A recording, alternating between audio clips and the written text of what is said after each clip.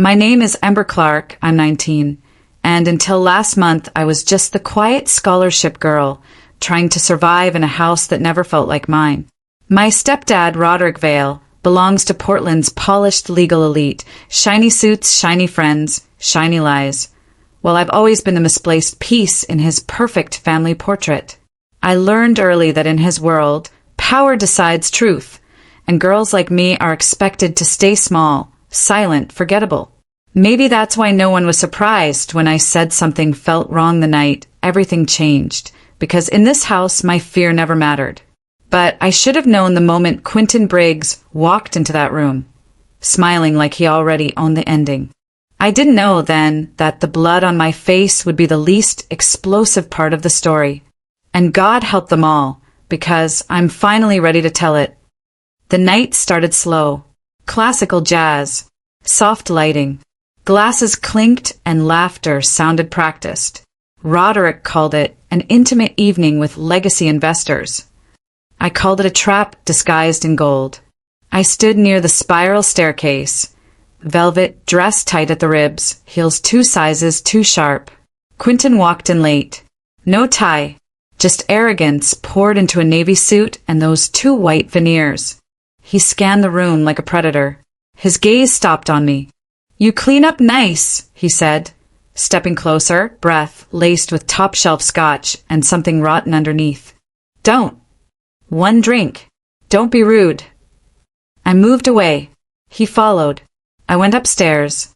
He didn't wait. By the time I reached the guest room, my safe space at least until midnight, he was already behind me.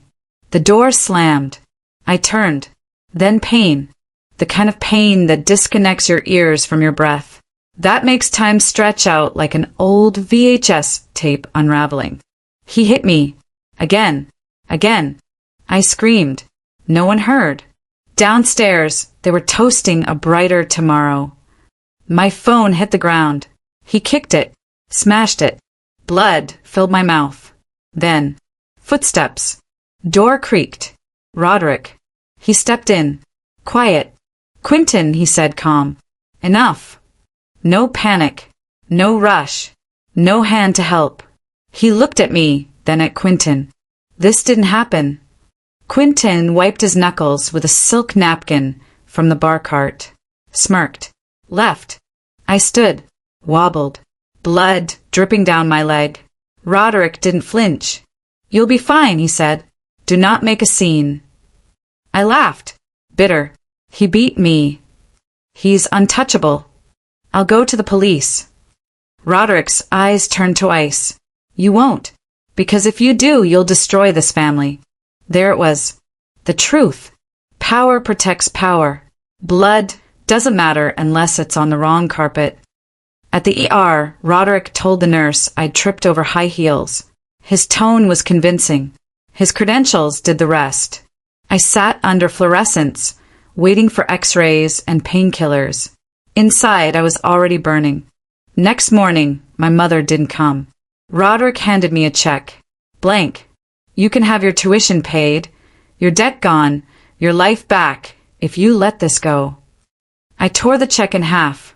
He didn't blink. They started erasing me the same day. My access to family accounts gone. My room redecorated. My name pulled off college grants. A quiet phone call to my university placed me on leave. The Briggs family sent flowers. No card, just white orchids, like they were burying me early. I left that house before they could bury my name too. Outside it was raining. I stuffed my bruised ribs into a thrift store coat and carried a duffel full of flash drives, sketch pads, and 1 USB I hadn't dared to open yet. A gift from my real dad before he disappeared. One line he left on a voicemail still echoed in my head. "They only win if you play by their rules." I don't play anymore. If no one will save me, then I'll burn them all myself. Portland rain hits different when you're broke, bruised, and carrying stolen data in a pocket-sewn hoodie. I kept my head low, hands deep, one eye on the wet glass of the bakery window ahead. Inside, Dante Reyes was steaming milk, tattoos half hidden under a flannel sleeve.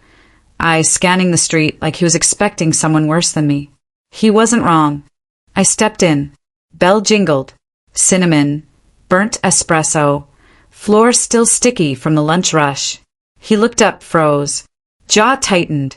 His fingers flexed once on the pitcher, then nodded toward the back door. We didn't speak until it slammed shut behind us. "You look like hell," he muttered. "Thanks. It's been a week." Silence. "Then what did you do?" I pulled the flash drive from my coat, wrapped in a used latex glove. "I didn't do anything," I said. "He did. They all did. I just made a copy." "Dante didn't take it yet. Roderick's still your legal guardian, right?" "Technically. So was Caesar to Brutus." That made him smirk, just a little. He snatched the drive, plugged it into a battered laptop with no stickers, no serials, and tape covering the webcam. Screens blinked. Code scrolled. Then he stopped. One window frozen. One file.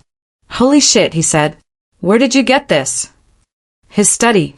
Safe behind the fake book panel. Password was my mom's birthday. Of course it was. I leaned forward. "What is it?" "Financial flows. Internal transfers. Hidden LLCs laundering charity funds into a Nevada shell company." Pause. "And guess who signed off on all of it? Your golden boy, Quentin.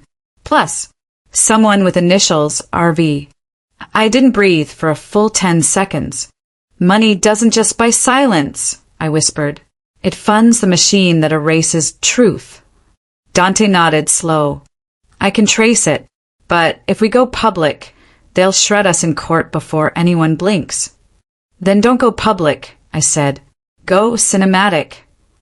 3 days later, I stood under a glass chandelier in a knockoff cocktail dress, hair pinned, nails fake, name badge, Rebecca Lane's Media Tech. The Briggs Foundation's Winter Gala glittered with old money and newer sins. Everything smelled like polished floors and fake promises. Dante's voice crackled in my ear from a van across the street. "Security shifts in 10. He's not here yet. You're good." I moved toward the servers, passing white-gloved waiters and women dripping diamonds. Quentin was late. Typical. I plugged in a relay dongle under a flower arrangement near the stage. One click and the data upload to the hidden presentation server began. "If this works," I murmured, "we don't need confessions. We'll have projection." Dante hummed. "To a future we can't escape." I made my way to the upper mezzanine, just in time to hear the crowd shift. Doors opened. Quentin walked in like he always did, center of gravity in a collapsing system. Black tux, platinum watch. That trademark smirk like he'd already won a game we didn't know we were playing. His father greeted him with a glass of something expensive and invisible guilt. Then buzz in my ear. "Ember, check your inbox. Now." I pulled out the burner phone from my purse. One unread. From an anonymous sender. Subject. "Before you burn it all, maybe ask why your mother never came for you." I tapped. Inside a forwarded email. 2 years old. From my mother. To herself. "If this happens, she must disappear. Do not trust Roderick. Not ever again." My throat closed. "Dante, who sent this?" Static. "Then not me." I turned. Someone was watching me from the far hallway. A woman in black, red lipstick, too still. But when I blinked, she was gone. I stepped away from the mezzanine, heartbeat too loud. Too fast. The upload finished. File embedded. Timer set. 20 minutes. I slipped out the side exit into the wind, sucking air like I'd been drowning all night. But as I rounded the corner, I froze. A small black dot on my bag zipper. Not decoration. A tracker. Tiny. Military style. My hands shook. "Dante," I whispered. "We're being watched." He didn't answer. I looked up. He wasn't in the van. The doors were wide open. The laptop still running. And the seat. Empty. He's not just untouchable, he's protected by something way bigger.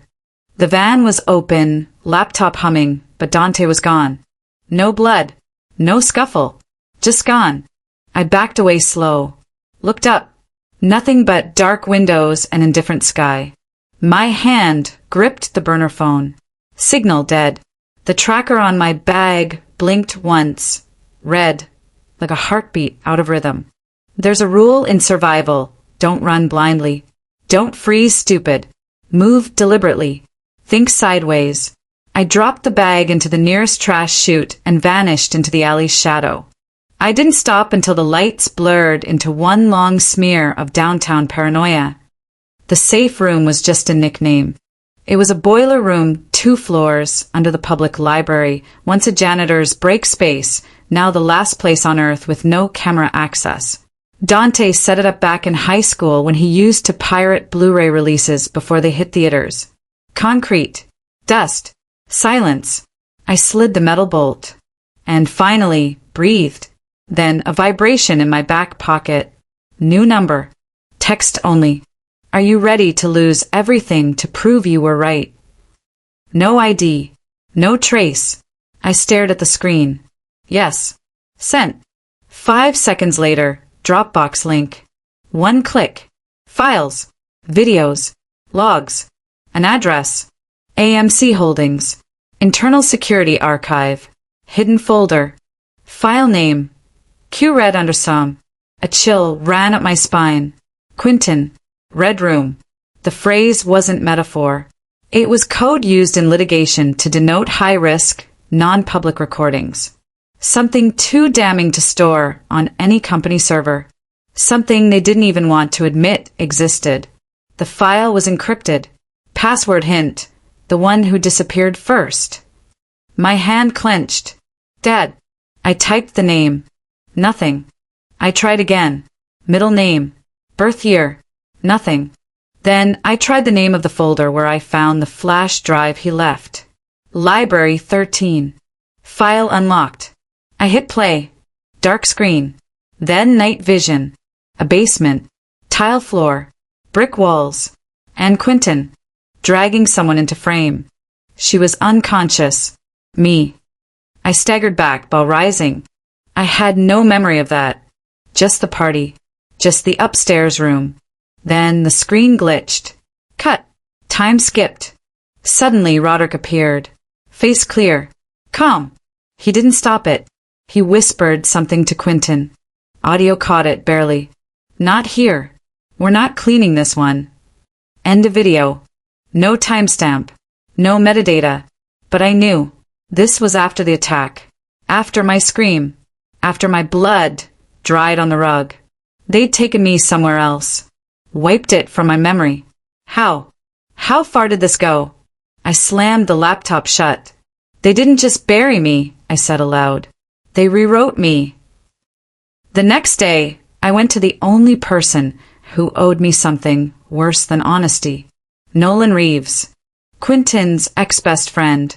Fired last year for substance misconduct. Real reason?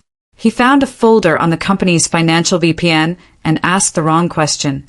He lived in a roach-blind studio above a vape shop now. Looked like he hadn't slept in weeks. Don't say my name, he hissed when I knocked. Are you trying to get me killed? Too late, I said, stepping inside. I'm already dead to them. Nolan squinted. Ember. I didn't answer. I just showed him the freeze frame of Quentin holding me by the wrist in that red-lit room. He dropped his glass. You need to leave, he said. I need access. No. You need protection. I stepped closer. They moved me, Nolan. After he beat me. There's video. There's more. And you know how deep this goes. He hesitated. Then he cracked. I have something, he whispered. They call it the ledger room. It's off-grid. Analog. Keycard access only. Every dirty file they can't risk putting on a drive goes there. Where? 4th floor. AMC Holdings Tower. Behind the fireproof server vault. I stared. You still have your badge? He hesitated, then pulled it from behind a vent in the wall. Use it once. You're in. Use it twice. You're ash.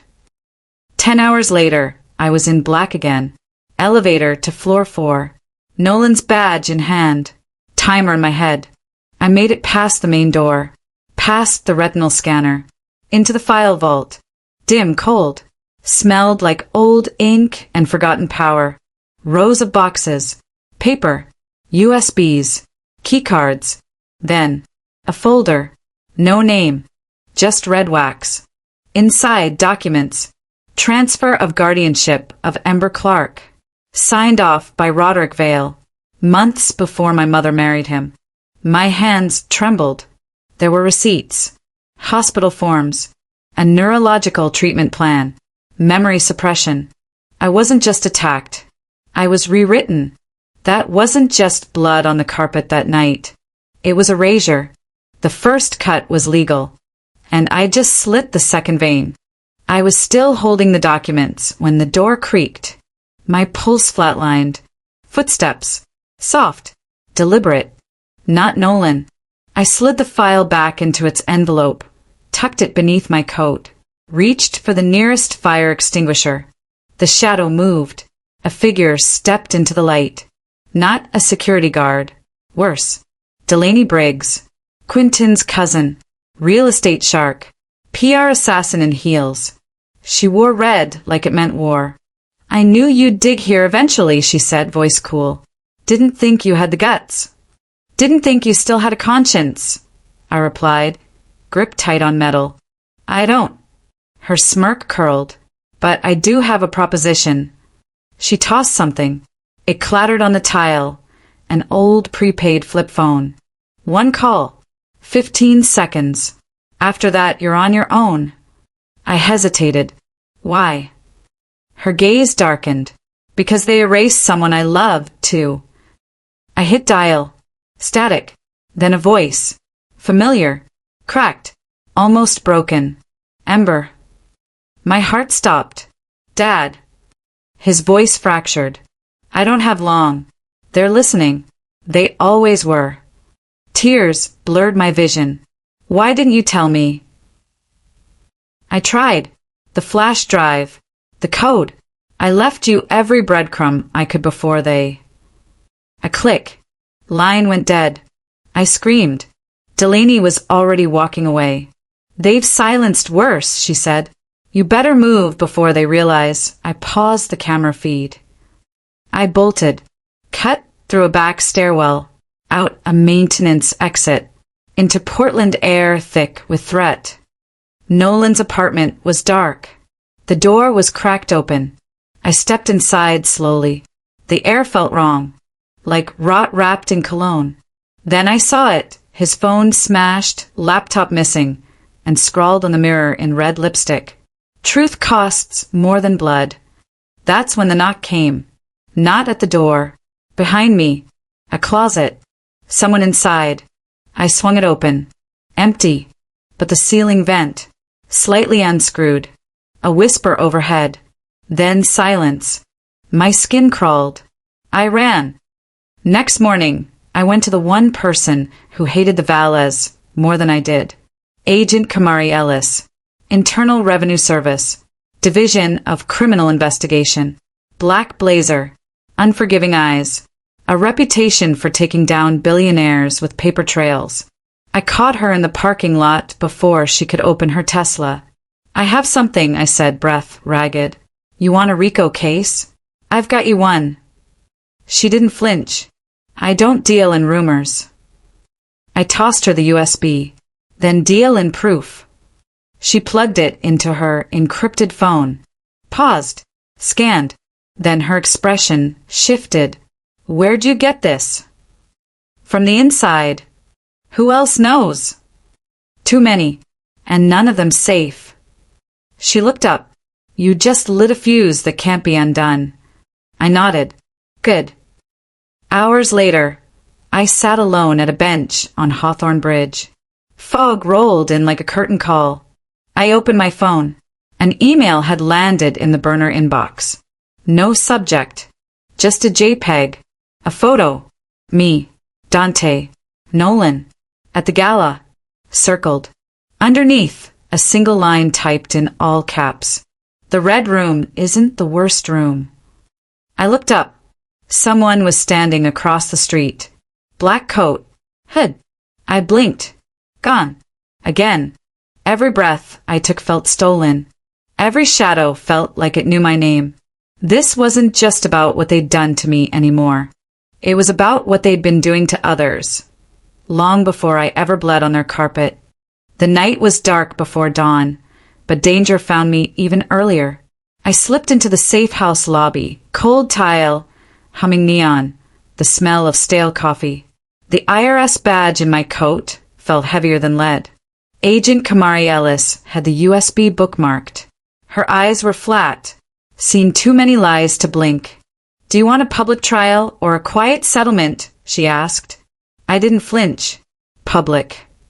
Her phone buzzed once. A text notification. Briggs alert. Code red. Lockdown. We froze. She locked the door behind us. I saw it in her eyes, both fear and resolve. "They'll send cleanup tonight," she whispered. "We leave now." Half a block out, headlights cut through pre-dawn mist. For black SUVs. No siren. No warning. Just glass shattering and doors thrown open. Two men in tactical vests dropped from the passenger side. One yelled, "Code 47, female suspect, live or dead." I didn't hesitate. I ran across the street. Rain glassed the road. Headlights became blades. The world went slow. Slick asphalt, thunder in my chest. Cut. Wind. Breath. Flash. I landed on gravel, rolled to numbness. The SUV tires screamed over wet concrete. My ribs screamed louder. I dragged myself up, ran into a narrow alley, turned, crouched against a dumpster. From behind me, a rubber bullet crack. Then another. Pain blazed across my shoulder. I coughed, blood metallic. Gunshots echoed. Concrete spattered. I pulled the USB out, clutched it like life itself. Power hides behind static files and silent servers, I thought. My mantra. I dashed into the night. We regrouped at an abandoned warehouse near the docks. Dante was there, bleeding from a scraped knee, hoodie pulled tight. Hard eyes. Kamari checked her secure phone, encryption held. Logs show repeated access from a non-company IP. I pinged it back to a shell server in Nevada. This is enough for a RICO warrant. I exhaled. For the first time since the gala, hope flickered. Good, said. Now we press play. Dante plugged a small drive into a laptop. Screen flickered. Video started. First, Quinton's speech to shareholders, his face full of false charity. Then financial transfers, shell companies, offshore accounts, charities, money laundering, names, Vail Holdings, Briggs Trust, Phoenix Venture. Slide after slide, no room to breathe.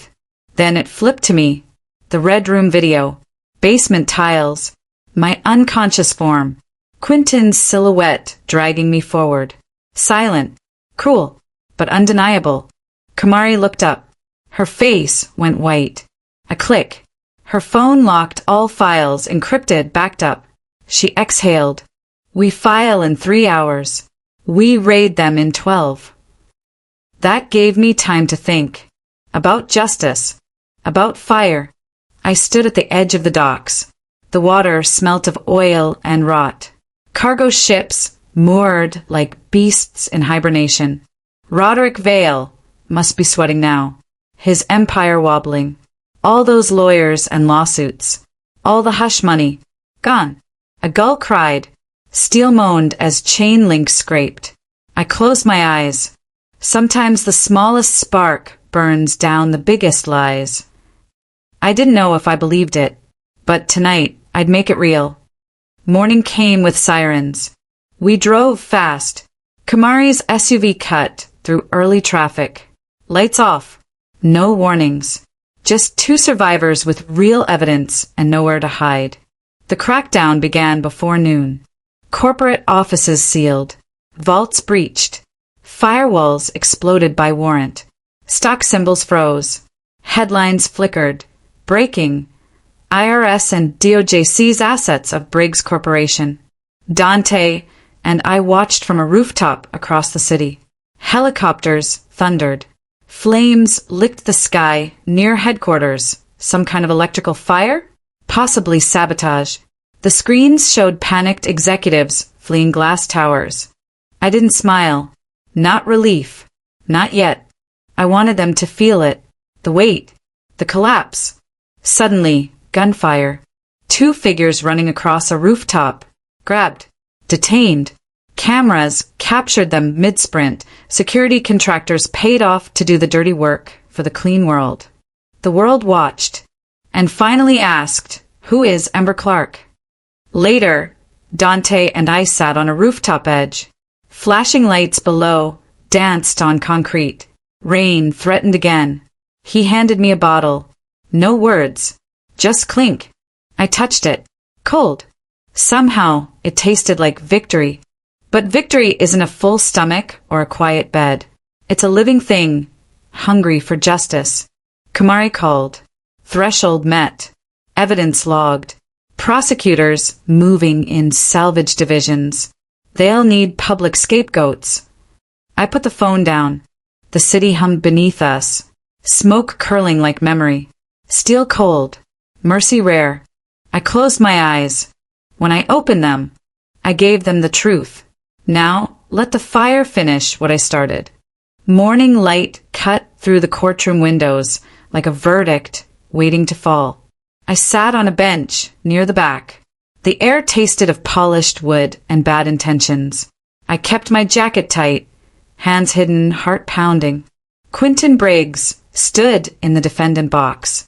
Tailored suit, expensive tie, but today his arrogance felt thin. Stripped. Vulnerable.